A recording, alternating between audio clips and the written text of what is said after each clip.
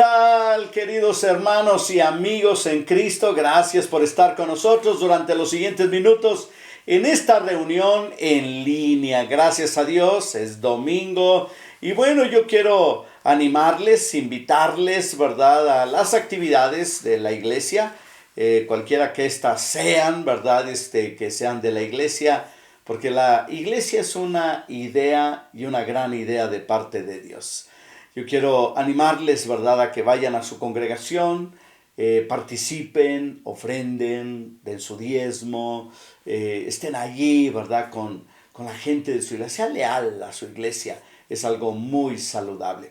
Muy bien, pues solamente quería introducir y darles las gracias a todos aquellos que nos siguen viendo a través de este tiempo, ¿verdad?, que nos quedó de la pandemia, ¿verdad?, las charlas pastorales y también la reunión en línea después de ya 4 años. Estamos por cumplir 4 años en este mes de febrero del primer caso del COVID en México, y luego después los casos aquí en San Luis Potosí y el cierre, ¿verdad?, ya a finales de marzo. Pero bueno, ¿verdad?, estaba yo checando cuando fue la primera charla pastoral, lunes 23 de marzo del 2020. O sea, ya vamos a cumplir 4 años de charlas pastorales. Muy bien, pues gracias a Dios vamos a orar y vamos a pedir la bendición de Dios para nuestras vidas.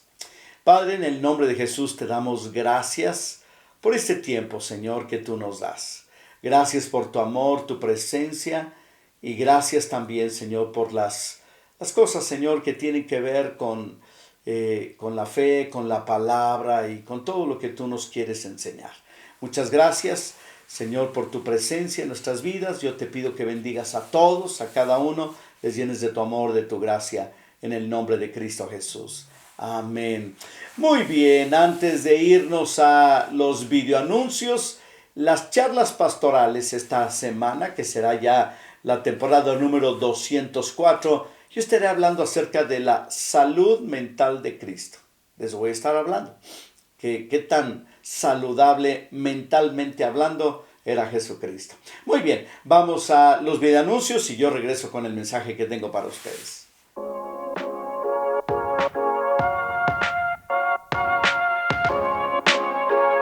¿Somos o no somos? Seguimos con esta serie sobre la percepción que tienen los de afuera acerca de nosotros los cristianos. ¿Qué es lo que piensan de nosotros los de afuera? Bueno, una de las percepciones que tienen es que somos hipócritas. Esto significa que nosotros primero hablamos y luego hacemos, y lo que hacemos no va con lo que decimos, en otras palabras, no concuerda. Y ese es algo que ha sido siempre una crítica muy común desde hace siglos, en donde se cree que los cristianos son buenos para iniciar una conversación diciendo lo que son, mientras que sus acciones demuestran todo lo contrario. Y bueno, nosotros tenemos que pensar entonces cuál sería la percepción correcta que deberían de tener aquellos que nos rodean sobre nosotros y lo que podemos hacer. Yo creo que los cristianos deben ser transparentes en cuanto a su forma de vivir y además acerca de sus defectos y debilidades. Debemos procurar ser auténticos seguidores de Cristo. Cuando nosotros estamos en una vida cristiana, necesitamos reconocer que la autenticidad es lo que realmente puede ser contagioso hacia las demás personas que nos rodean. Porque la gente, aunque usted no lo crea, sabe cuando no hay sinceridad, cuando somos hipócritas o cuando en realidad también somos auténticos seguidores de Cristo.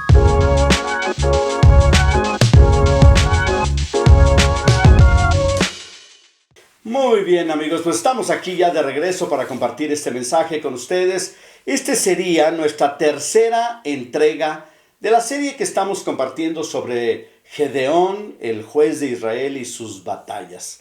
Hemos hablado acerca de el llamado de Dios, hemos hablado de la visión de Dios, y hoy vamos a hablar acerca de este tema que yo le he titulado Unidos pelearemos y unidos ganaremos.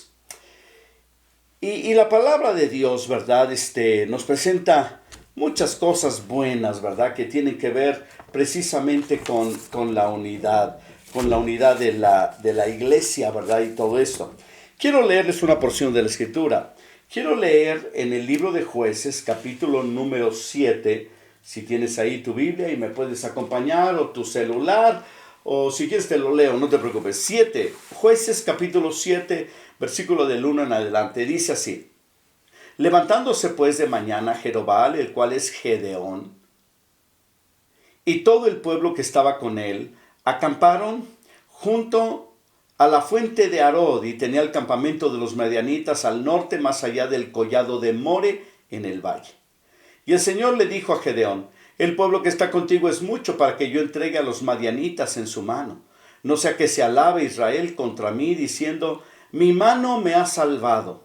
Ahora pues, haz pregonar en oídos del pueblo, diciendo: quien tema y se estremezca, madrugue y devuélvase.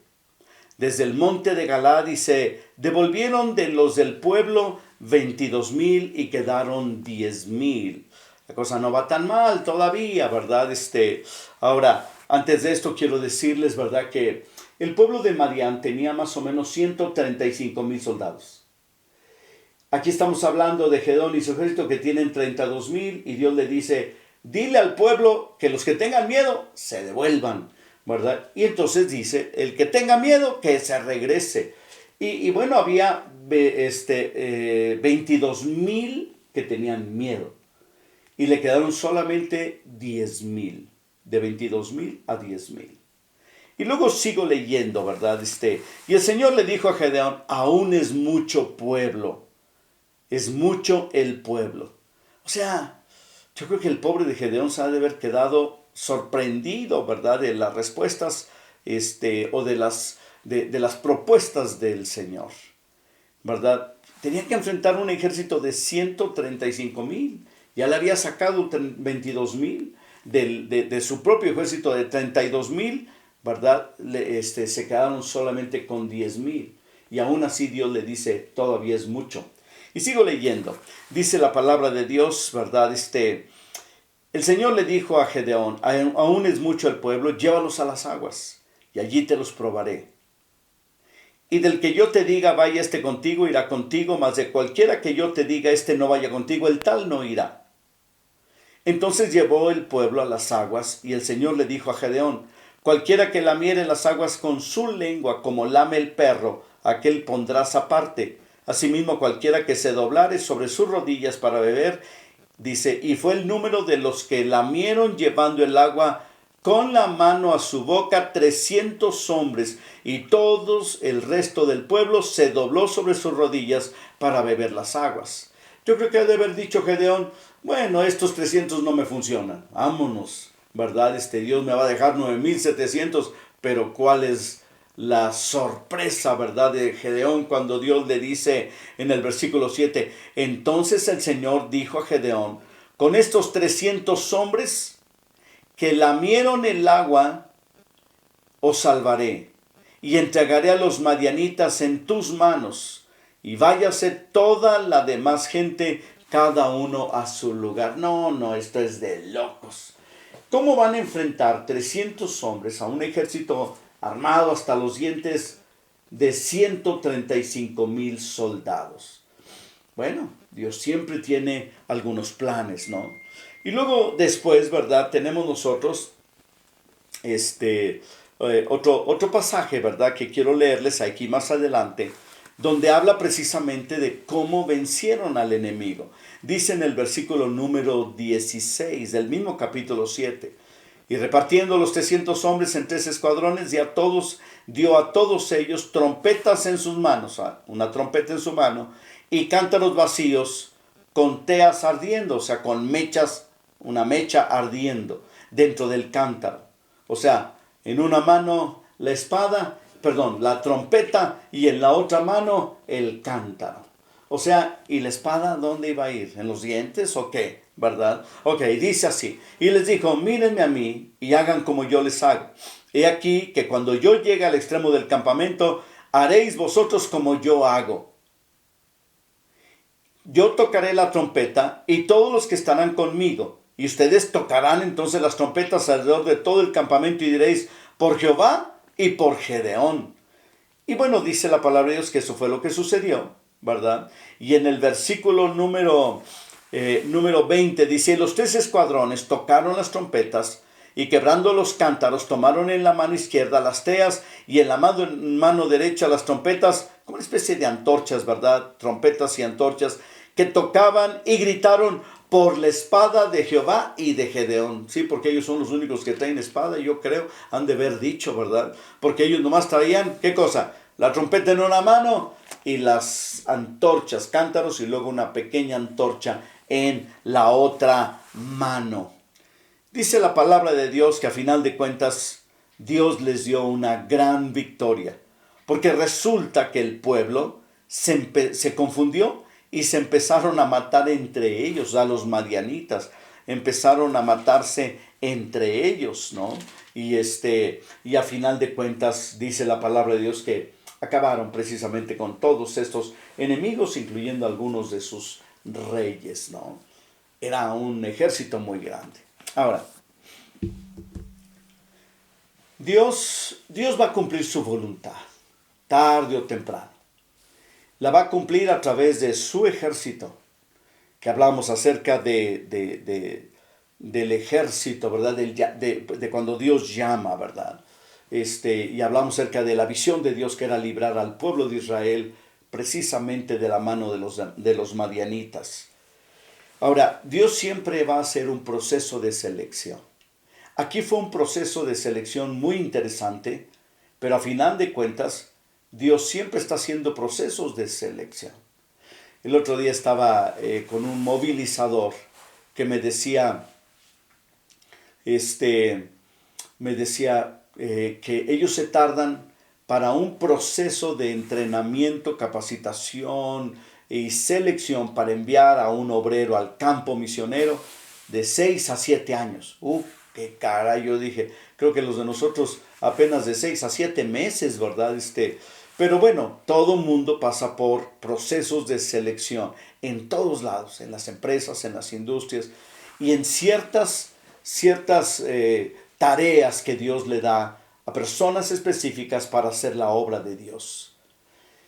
Pero hay una cosa muy importante sobre esto y que todo mundo tiene que saber, ¿verdad? Dios no descarta a nadie. Dios no descalifica a nadie. A nadie. La gente se descalifica sola. A veces puede ser que haya alguien que esté muy, digamos, muy resentido porque no lo escogieron para algo o lo que sea. Pero Dios nunca va a descartar a alguien. La gente se descarta sola. Ahora, por otro lado, el rechazo es feo. Por eso Dios no te va a rechazar así nada más. Es más, la Biblia dice que el Señor dice, todo aquel que a mí viene, no lo despido, no lo echo fuera, no lo corro. Porque nuestro Dios, ¿verdad?, hace un proceso de selección, pero en su mente, Él dice, ¿verdad?, no descalifico a nadie. En segundo lugar, cuando hablo de un proceso de selección para el servicio cristiano, pero también para muchas otras cosas, el proceso incluye también probar el corazón. A veces muchas personas tienen, o más bien han sido rechazados y piensan que Dios los va a rechazar. Incluso han sido rechazados de iglesias, han tenido malas experiencias, ¿verdad? Y todo eso. Pero déjame decirte, todos aquellos rechazos no vinieron de parte de Dios, pero es posible que Dios los utilice para probar tu corazón. Para ver lo que hay en nuestro corazón. La Biblia dice, ¿verdad?, que Dios le dice a un hombre llamado Samuel, un profeta, juez de Israel, ¿verdad? Y le dice, ¿verdad?, ve y úngeme a uno de los hijos de Isaí allá en Belén, porque de sus hijos tomaré a uno que será el nuevo rey de Israel, porque Saúl será desechado. Cuando llega Samuel a la casa de Isaí, resulta, ¿verdad?, que había 7 hijos de Isaí presentes comiendo allí, ¿verdad?, y todo eso. Y cuando Samuel preguntaba, ¿será este señor? Dios le decía, este no es. ¿Será este no es? Cuando termina con los 7, dice, bueno, se acabaron todas las opciones, todas las posibilidades. Pero Dios le dice, pregunta por el hermano menor. Y preguntó. Y dijeron, sí, pero es el que cuida las chivas, ¿verdad? Pues tráiganlo. Lo trajeron, ese era, y era el rey David. El que vendría a ser el rey David. Entonces, Dios no desecha a nadie, pero Dios mira el corazón y Dios prueba el corazón. Cuando hablamos de servir, tenemos que servir juntos. Y tenemos que reconocer que todos somos necesarios. Y tenemos que reconocer que Dios espera de nosotros la respuesta de su llamado para cumplir su visión de parte nuestra. Ahora, 300 terminaron allí en el ejército de Gedeón. 300. ¿Qué puedes hacer con 300, no? Una vez vi en una calcomanía, en una defensa de un carro que decía, Dios y yo somos mayoría. Nunca se me olvidó. Dios y yo somos mayoría. Gedeón, 300 más Dios, eran mayoría. Eran suficientes. Ahora, si me pregunta, oiga, pero hay algo, tiene que ver de que uno tome el agua de una manera y otro toma... Bueno, lo único que puedo pensar es que a lo mejor se requeriría, hay que saber tomar agua, ¿verdad? Pero pues todo el mundo prácticamente nace sabiendo tomar agua o tomar cualquier cosa, ¿no? No lo sé, pero Dios dijo con estos, para que el pueblo no se crea que se libró de la mano de los madianitas por su propia fuerza, sino que fui yo el que los libró. Y solamente escogió 300. A veces me pregunto si habrá 300 en alguna congregación, en alguna iglesia que quieran ponerse al lado de su pastor y decir, pastor, con nosotros vamos a ir. A lo mejor no hay ni 300 en toda la iglesia. Póngale el 10%. Señor, pastor, somos 30. Pero con nosotros, ¿verdad? El Señor nos puede usar. Y yo estoy seguro que Dios los va a usar. Ahora, proceso de selección. Dios no desecha a nadie. Uno se desecha solo. Cualidades de un gran equipo o de un gran ejército. Porque a final de cuentas tenemos nosotros aquí a un ejército de 300 personas. Si tú eres parte del liderazgo de una iglesia, si tú eres parte del ministerio pastoral, o eres parte de una red de iglesias, o eres parte de una organización de iglesias, ¿verdad? Quiero decirte, ¿verdad? Que tú estás en un equipo a final de cuentas. Es un gran equipo, pero es un equipo. Yo siempre les digo a la gente de donde yo estoy pastoreando, ¿verdad? Tenemos un equipo inmediato, pero también toda la iglesia es parte de un gran equipo de hombres y mujeres que vamos a hacer la obra de Cristo Jesús. Ahora, nadie es rechazado por Dios y nadie será descalificado. Pero sí tenemos que reconocer que al menos hay 4 cualidades que un gran ejército o un gran equipo unidos van a poder vencer, ¿verdad? Van a poder hacer grandes cosas para nuestro Dios. Aquí les va la primera de ellas. Número 1, debemos ser humildes. Necesitamos la humildad. La humildad es una decisión, ser humildes. No es un sentimiento, ahora me siento humilde y ahora no me siento humilde, ahora me siento orgulloso y ahora me siento arrogante y ahora me siento humilde. No. Es una decisión. Yo decido ser humilde. Es muy difícil ser humildes. Sobre todo cuando ya ganas 3 pesos y te sientes el dueño del mundo o has tenido un éxito mejor que cualquier otro y entonces ya te crees, ¿verdad? La mamá de Tarzán decimos, ¿verdad? Pero en realidad debemos ser humildes. ¿Qué significa ser humildes? Mira, si tú vas a hacer la obra de Cristo, si tú vas a hacer la voluntad de Dios, tú necesitas ser humilde, y ser humilde significa depender totalmente y absolutamente de Dios. Pero es una confianza plena, total y profunda, en donde tú dependes de Dios. Jesús es el precursor de los humildes. O sea, Jesús fue humilde. La palabra humilde viene de la palabra humus, que significa tierra. Ser humano viene de ser tierra. Lo más bajo, lo que todo mundo pisa. Ok, el orgullo es cuando una persona piensa más de sí que lo que debe pensar. Que se cree ahora sí que la mejor persona, el mejor predicador, el mejor hijo, el mejor todo, el mejor, y se compara con los demás. Debemos ser humildes si Dios nos va a usar. ¿Por qué? Porque el arrogante no va a ser usado por Dios. A lo mejor hay una unción en una persona, pero necesita ser humilde. Porque si no es humilde, todo ese poder, todo ese éxito y todo toda esa prosperidad se le va a diluir en cualquier momento. ¿Por qué? Porque Dios nos llama a ser como Cristo, ser humildes, ser humildes. En segundo lugar, hay que ser valientes. Hay que ser valientes. Muchas personas, mire, todos tenemos miedo en algún momento.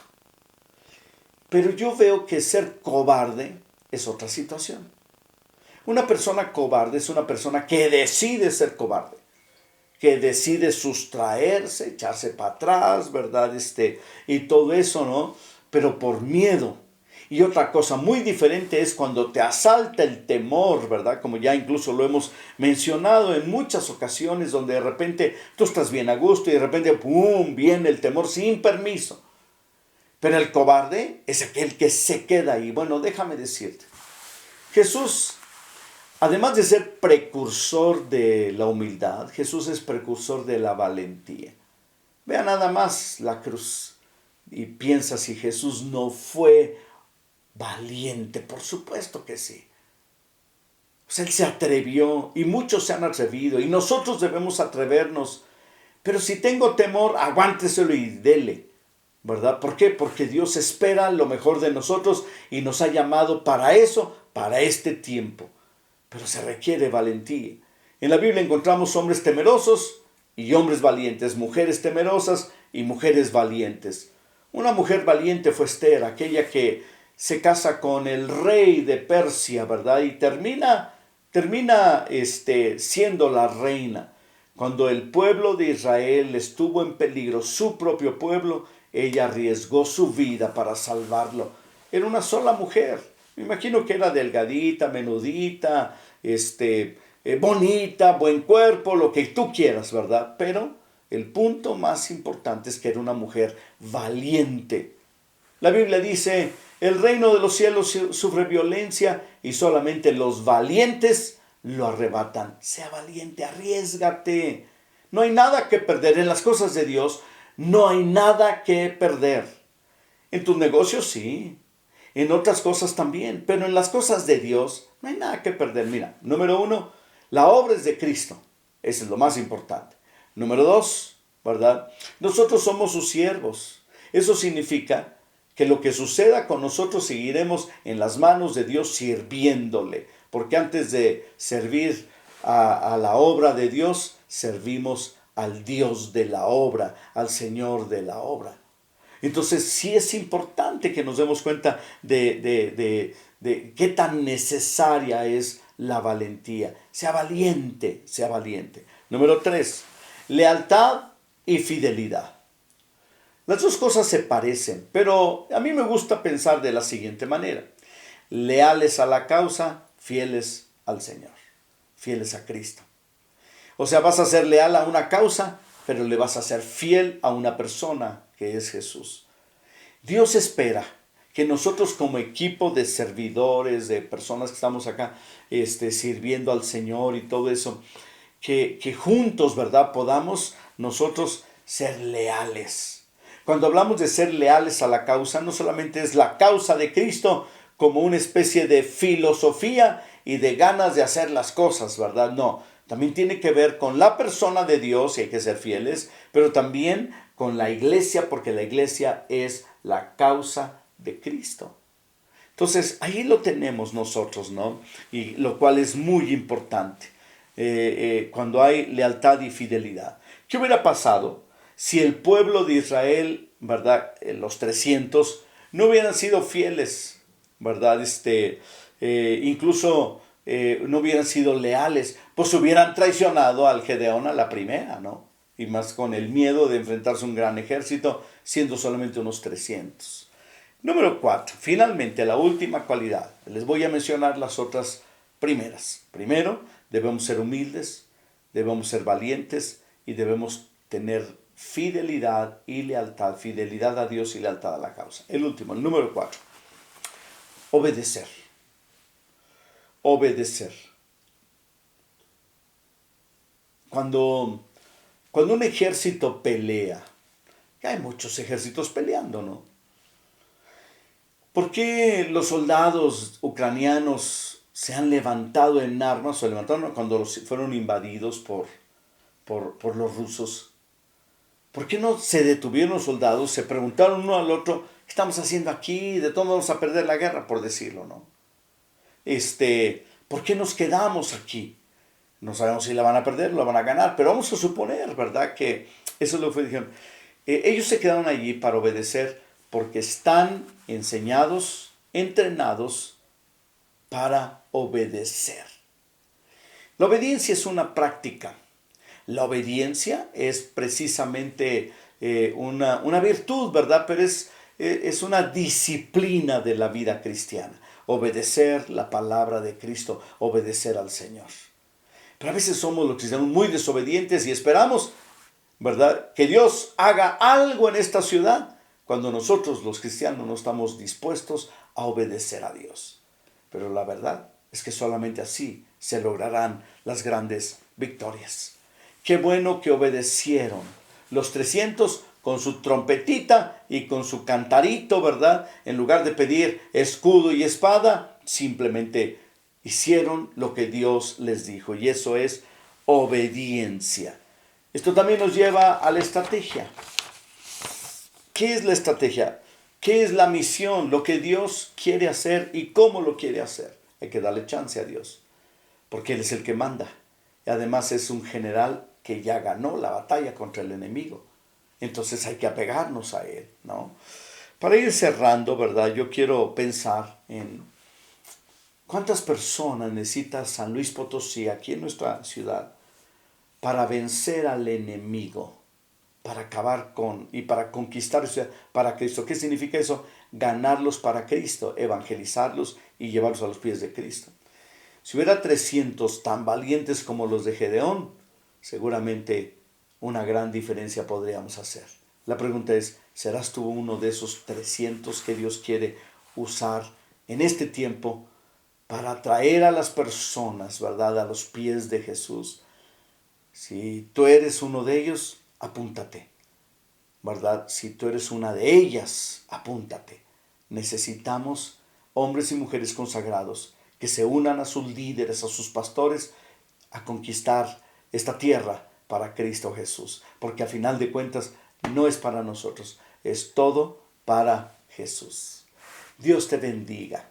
Nos vemos el día de mañana en las charlas pastorales. Recuerda que voy a hablar de la salud mental de Cristo en las charlas pastorales. Si no nos vemos mañana, nos vemos en el programa Nicodemo, si tienes a bien, el martes a las 10 de la noche, y si no, en nuestra siguiente reunión en línea. Gracias por estar con nosotros. En el nombre de Jesús los bendigo y nos vemos el día de mañana.